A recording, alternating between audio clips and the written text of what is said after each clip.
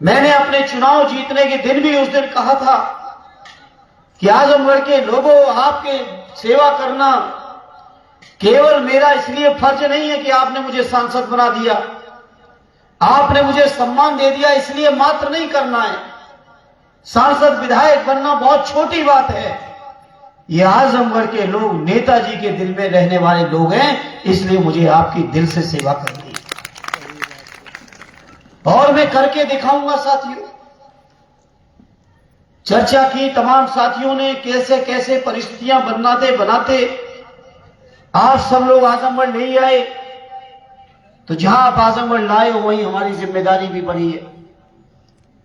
जहां नेताजी ने दिल से आपको माना है, आदरणीय राष्ट्रीय अध्यक्ष जी ने हमेशा कहा कि आजमगढ़ मेरा दूसरा घर है। मुझे याद है अभी चुनाव में आए थे बैठौली की सभा में, उन्होंने कहा था इटावा, मैनपुरी, कन्नौज समाजवादियों का गढ़ है, लेकिन आजमगढ़ सबसे बड़ा गढ़ है। और ये साबित भी किया है, आजमगढ़ वालों ने हर समय साबित किया है। इस चुनाव में भी बात करो तो दोनों के दोनों सांसद आपके, 10 के 10 विधायक आपके, सारी विधानसभाओं में आप जीते। तो जहां हम लोग लगातार जीत रहे हैं वहां हम लोगों की कहीं ना कहीं समाजवादी जनप्रतिनिधियों की जिम्मेदारी भी बहुत है। मैं आप सबको भरोसा दिलाता हूं, जिस उम्मीद से, जिस भरोसे से आपने हमें चुना है और जिस तरह की परंपरा को आपने देखा है, जिया है, मैं कोशिश करूंगा अपने आप को उसी सांचे में ढाल के आप लोगों के बीच उसी तरह से रह के आपको भी महसूस हो कि कोई नया एमपी नहीं है, बल्कि नेताजी के संस्कारों में आदरणीय अखिलेश जी के नेतृत्व में ढल के ये आपकी सेवा के लिए आपके बीच आया है। मेरा प्रयास होगा कि मैं ऐसे आप सबकी सेवा भी कर सकूं। जहां तक आज पार्टी का परिपत्र भी आया है, आप सबके बीच सर्कुलेट हुआ है, मैंने इतनी शानदार संगठन कभी नहीं देखा। अभी 1-2 घंटे पहले ही सब परिपत्र आया है पार्टी के प्रदेश अध्यक्ष जी की तरफ से, राष्ट्रीय अध्यक्ष जी के निर्देश पर, और यहां हम आके देख रहे हैं कि फोटोकॉपी सारे परिपत्र बूथ तक पहुंच गई आज ही की आज। ऐसा शानदार संगठन शायद किसी विधानसभा में देखने को मिलेगा जो अतरौलिया की विधानसभा में। तो उस परिपत्र के माध्यम से जिस तरह से माननीय राष्ट्रीय अध्यक्ष जी ने कहा है, बाबा साहब भीमराव अंबेडकर जी का जो अपमान किया है, बाबा साहब भीमराव अंबेडकर जी हम सबके तो पूज्य हैं ही, हम सबके लिए तो ईश्वर तुल्य हैं ही, वहीं बाबा साहब को अपमानित करके देश के 90% वो लोग जिनको हक और अधिकार बाबा साहब के कारण मिला है, उनका भी अपमान करने का काम देश के गृह मंत्री ने किया है।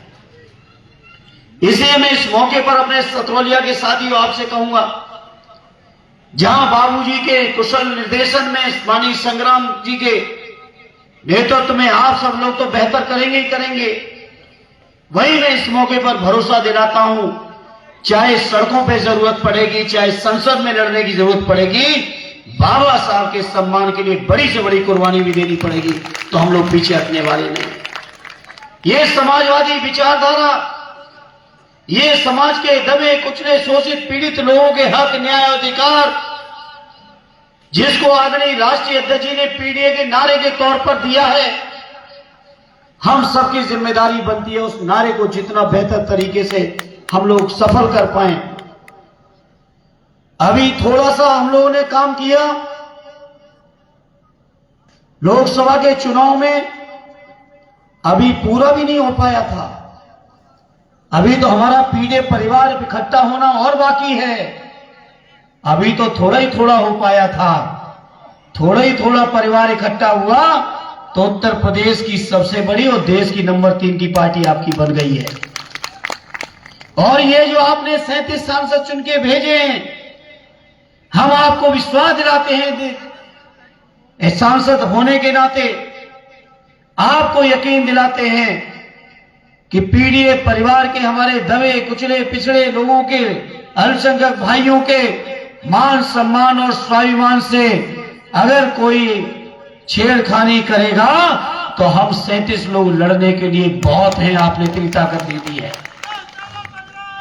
इतनी ताकत आपने दे दी है कि देश के अंदर कोई भी दलित विरोधी, पिछड़ा विरोधी, मुसलमान भाई विरोधी, किसान विरोधी, नौजवान विरोधी, बुनकर विरोधी, मजदूर विरोधी कोई भी कानून अब देश की संसद से भाजपा वाले पास नहीं करा पाएंगे। ये हम आपको विश्वास और भरोसा दिलाते हैं। ये जो वन नेशन वन इलेक्शन को लाए हैं, ये केवल इसलिए लाए हैं कि आज समाज में छोटे छोटे समाज के हर वर्ग के लोगों के मुद्दों पर चुनाव हो जाते हैं। हर समाज के लोगों को प्रतिनिधित्व मिल रहा है, हर एक की आवाज उठ रही है लोकसभा विधानसभा में। ये सोच रहे हैं कि देश की मीडिया को, सोशल मीडिया को और विज्ञापनों के माध्यम से बड़े बड़े मुद्दों पर चुनाव करा देंगे और दबे कुचले शोषित पीड़ित पीड़ित परिवार के लोगों के मुद्दों को दबा देंगे। तो आज आपके आशीर्वाद से आदरणीय अखिलेश यादव जी इतने ताकतवर हैं कि ये जन विरोधी कानून पास नहीं होने देंगे। ये हम आप सभी को भरोसा दिलाते हैं। ऐसे मेरे अतरौलिया के साथियों, मैं समझता हूं आजमगढ़ की जब जब चर्चा हुई तो ऐसा कभी नहीं हो सकता कि आजमगढ़ की चर्चा हो और आदरणीय बाबूजी की चर्चा के बिना वो चर्चा पूरी हो जाए। आजमगढ़ की चर्चा हो, अतरौलिया के बिना वो चर्चा पूरी हो जाए, ऐसा संभव नहीं है। इसे मैं अपने अतरौलिया के लोगों आपको कहना चाहता हूं, आदरणीय बाबूजी आपको विश्वास दिलाता हूं, सन 72 से लेके आज की तारीख तक 53-54 साल हो गए, आप लगातार समाजवादी पार्टी और श्रद्धेय नेताजी को, आदरणीय अखिलेश जी को मजबूत करने में पूरा का पूरा जीवन जो आपने लगाया है और जो नई पौध आपने तैयार की है, ये पौध आपके निर्देशन में, आपके मार्गदर्शन में समाजवादी पार्टी और विचारधारा को कभी कमजोर नहीं होने देगी। बाबूजी, यह आपको विश्वास दिलाता हूं।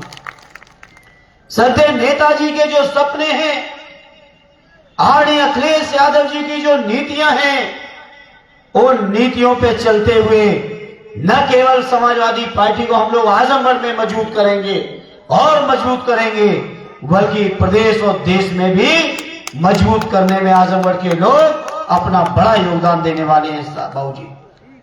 जैसे आज इस मौके पर आए बाबूजी, आप स्वस्थ हो गए, आज हम सबके बीच हैं। ईश्वर से भी प्रार्थना है और आपसे भी प्रार्थना है, डॉक्टर्स की जो भी एडवाइस हो उसको 100% पालन करना और बैठते हुए निर्देशित करते रहना। हम नौजवान लोग आपके निर्देश पर, आपकी उम्मीद से आगे बढ़कर काम करने का प्रयास करेंगे।